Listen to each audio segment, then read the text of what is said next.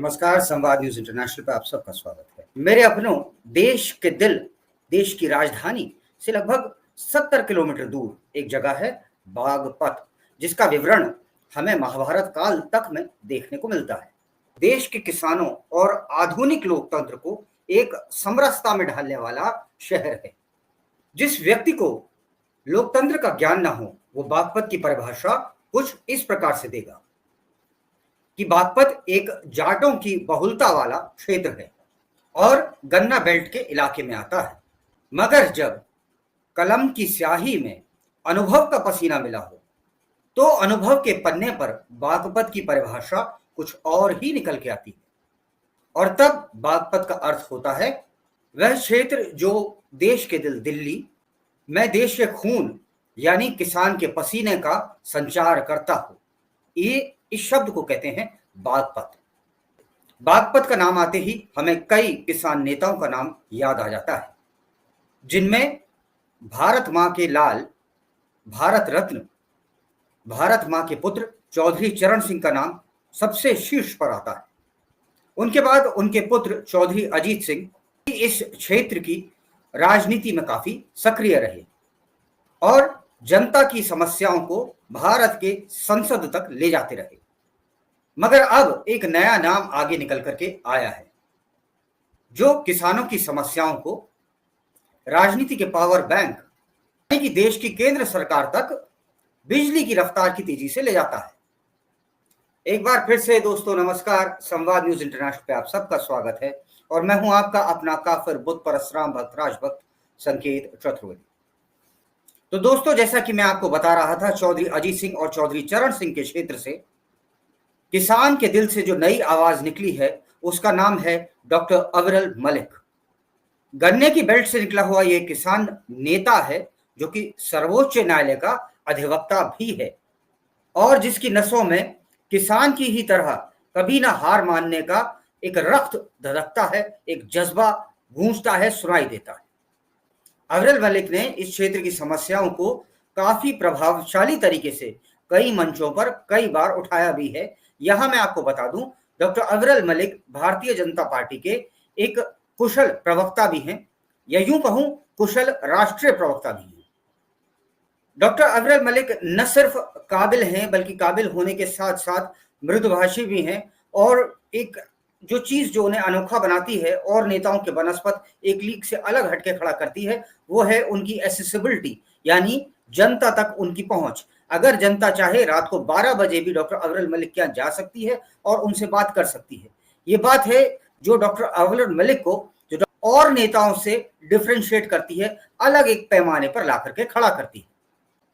यहां मैं आपको बताना चाहता हूं कि डॉक्टर अविरल मलिक न सिर्फ भारतीय जनता पार्टी के राष्ट्रीय प्रवक्ता भी हैं, बल्कि हिंदू विचारों से उनका काफी गहरा जुड़ाव भी रहा है।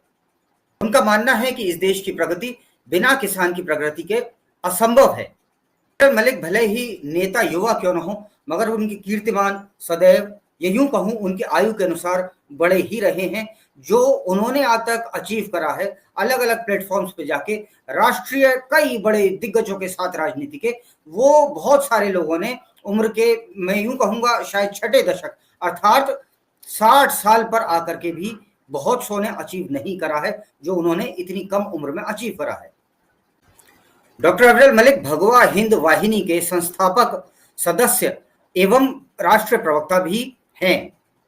डॉक्टर अविरल मलिक सुभाष चंद्र बोस जी को अपना आदर्श मानते हैं और आजाद भारत नाम के संस्थान के वो राष्ट्रीय प्रवक्ता भी हैं। मैं और कुछ चीजें बताता हूं उनके विषय में, जो उनकी इतनी सी कम उम्र में उन्होंने जो जो कुछ हासिल करा है वो अपने आप एक मिरेकल से कम नहीं है। तो जरा सुनिए। डॉक्टर अविरल मलिक नरेंद्र मोदी विचार मंच के पश्चिमी प्रांत प्रभारी हैं उत्तर प्रदेश के, एवं वे प्रांत सह प्रचार प्रमुख मेरठ प्रांत व जिला प्रभारी बागपत भारत तिब्बत सहयोग मंच के भी महत्वपूर्ण पद पे हैं। डॉक्टर अविरल मलिक ने खालिस्तानियों की नाक में खासा दम कर रखा है। वो हर मंच पे जाकर के अपना जो उनकी ऑर्गेनाइजेशन है केसरिया रक्षा फाउंडेशन, उसके माध्यम से वो अक्सर जाकर के जितने भी ये खालिस्तानी हैं और जा करके ये जो भारत से अलग पृथक एक राष्ट्र बनाने की, खालिस्तान बनाने की मांग करते हैं, उनकी नाक में उन्होंने खासा दम कर रखा है दोस्तों।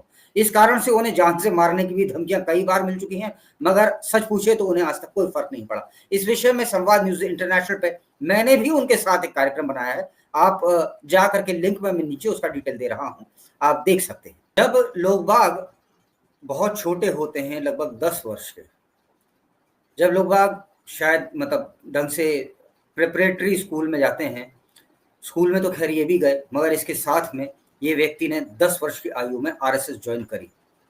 और आरएसएस के विषय में मैं इतना कह सकता हूं कि आरएसएस वो नशा है जो सिर्फ और सिर्फ देशभक्तों को चढ़ सकता है। तो यानी ये बहुत छोटे थे और इन्होंने बहुत छोटी सी उम्र में ही ये दिखा दिया था, जिसे हम हिंदी में कहते हैं, अगर मुहावरे में कहूं तो, कि इन्होंने अपने जो पांव थे वो पालने में ही दिखा दिए थे।